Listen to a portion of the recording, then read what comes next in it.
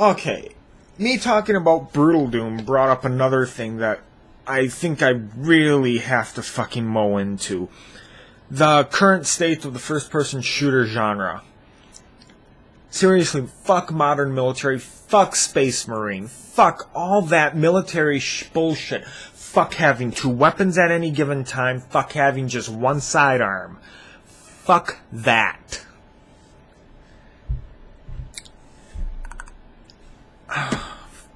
Fuck Halo. I believe Halo is the one that popularized this fucking bullshit. Oh yay, it brought a narrative into a video game. Oh my god, look at this. Long fucking parts of doing nothing with a few enemies that actually might be deadly to you.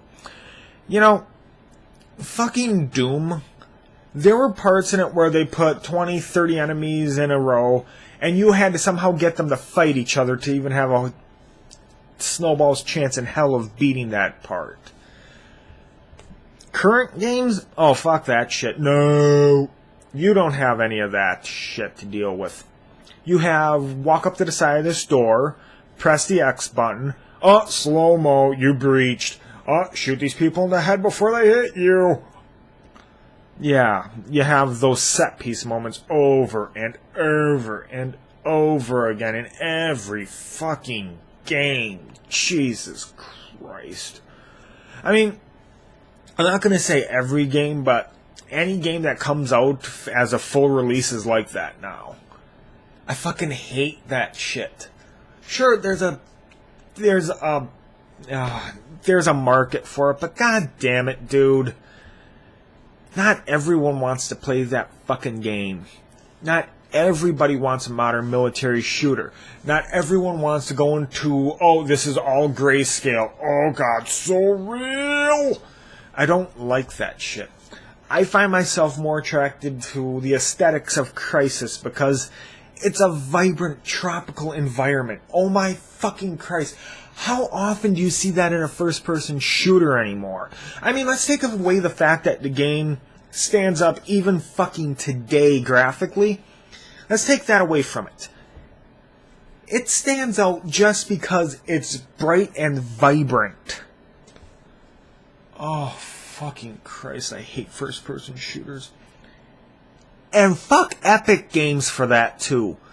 I blame them with their goddamn Gears of War for making modern shooters all grayscale with brown.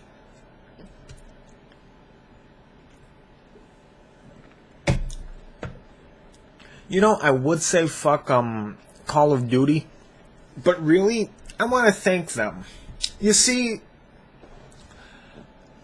a lot of lazy fucking companies might not make military first-person shooters if Call of Duty didn't pull in 12 to 17 million sales a year. You see, I get the ability to just look at a game and say, fuck this game. I don't need to play it. All because they copy Call of Duty. I don't even have to play the game to know. Fuck it. I don't want to play it. Now, if they were all Serious Sam clones, well, shit. I might actually have to play more games and waste more money to play those goddamn games because I like that style. You see, no one makes a Serious Sam style game unless they really like that style. Unless they really pour their fucking money into that style. It's hard to explain, but people don't copy games like Serious Sam unless they really, really respect where the games came from and want to make a game like that. They're not cashing in. They're not just going, fuck, put this shit over here, put this shit over here, and They're actually planning everything. They actually think of the level layout. They think of how the enemies are put into the levels. You don't get that with most copycats, and sometimes it is really hard to spot. Sometimes you might actually end up wasting your fucking money because of a copycat instead of knowing it right off the bat. But with modern military shooters, it shows you right there is the fucking copycat. And you know the thing is, I might like the Call of Duty style gameplay in multiplayer because personally I like the arcadey feel. Not a lot of people like that. A lot of people, well, I shouldn't say not a lot, but online, not a lot of people will admit to liking Call of Duty style gameplay. They'd rather say Battlefield 3 is their game of choice, but fuck Battlefield 3.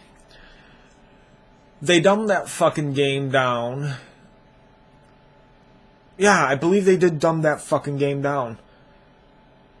Sure, the game looks pretty. It has rank up and all that shit, but it's no Battlefield 2. They locked the game down to the point where, yeah, you can put people hacked the servers during the beta for... They put into the game 128 player multiplayer. The game can handle it. The servers can fucking handle it, but they won't let you play it like that.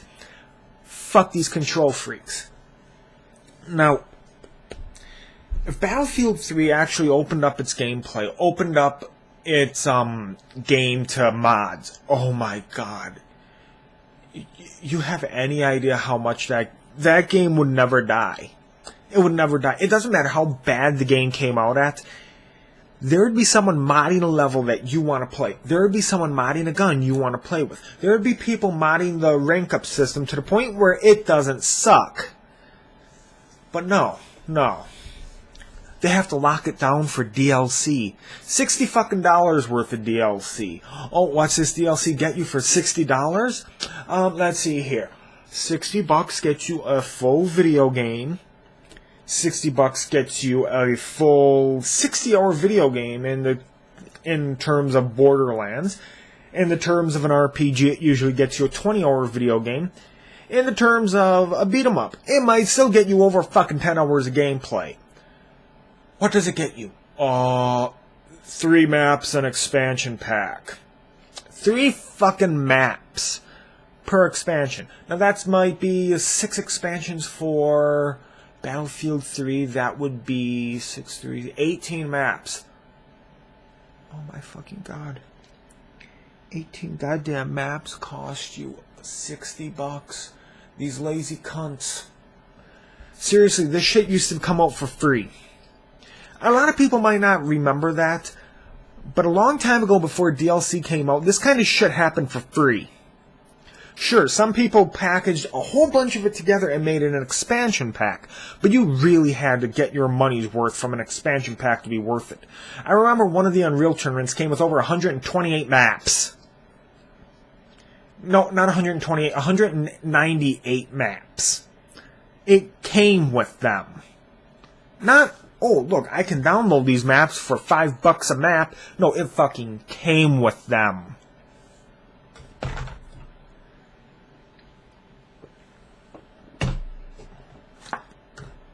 You see, modding scenes for first-person shooters are completely dead because everyone who wants to play a no fucking publisher is going to greenlight a first-person shooter unless it's content locked and can't be modded. Because there's no DLC money there. From what I understand, fucking Activision makes more money off of the DLC than they make off of the goddamn games outright. Now you might wonder how they do that. How do they make more money off of the DLC than they make off of the full video game? Well, here's the thing. The full video game might come out at $60 and it might sell 17 million copies. However, if you want to stay competitive in the multiplayer, you have to buy the DLC. If you want to keep playing the multiplayer, you cannot not have the DLC. So here's the point. The DLC takes, what, 3 maps? 3 fucking maps for $15-20? Okay. Now here's the thing. How hard is it do you think it is to make a map? How hard? Get Google SketchUp. Go. Get Google SketchUp and try and make a map. Come back in about 10 minutes and tell me you've made a map that kind of resembles a fucking Call of Duty style map. Now here's the thing. They have the editors and they have the skilled people. They have the artists who can bang this shit out like that. You're a normal person, and you made one of these maps in less than a goddamn hour. How long do you think it takes them to make these maps? Sure, they might playtest it a little bit to make sure it's not completely unbalanced, that there isn't a place in the map that you can hide and, oh, you're god of the map if you get there first. Sure, they might do that. But here's the thing. The DLC maps are so fucking cheap and easy to make, that's where they make their money. Even if they don't make as much money, they get more money per dollar spent making the game off the DLC than they do get just game. And that's why you will never see a moddable first-person shooter come out from a developer. I don't remember the last first-person shooter that's moddable. Outside of Serious Sam's, I believe the Serious Sam's are still moddable. Might be. Oh fuck, is that it? Oh yeah, Unreal Games, just because they put out the dev kit. See, Unreal, Epic, they make their money off of licensing the engine. They don't make it off the games anymore. Their games are a little more than just fucking tech demos. This is what our engine does. Look how pretty our game is. Give us fucking money to buy it now. That's what it is. So, yeah. If a first-person shooter comes out with a full mod engine for it, that's a Crisis, or not Crisis. Far Cry 2 had a level editor in it. I don't know the depth of it, and I don't know how much modding you can do to it. I'm not even sure what kind of gameplay the multiplayer had in there. But it had a level editor. I remember that. I can't remember if the game was any good, though, but single player, I don't remember if it was good or not. Multiplayer, I only watch my little brother playing roleplay servers, so I can't comment there. But yeah, any game that has moddable or customizable levels, that's a game you get. And here's the thing. First-person shooter-wise, if you want to have a Call of Duty-style first-person shooter, Blacklight Retribution. Free-to-play kicks the fucking shit out of Call of Duty. And for what I remember, the only things that you can't earn in-game are camo packs. And for the most part, camo in that game doesn't fucking matter. So, you make the gun whatever color you want, you make yourself whatever color you want. That's the only part of that game that costs money for you. You can play the whole rest of the game without ever spending a cent. And my god, that game is good. There's also another game coming out called... what is that game called? Guncraft. It's kind of Minecraft looking, but with a first-person shooter engine at its core.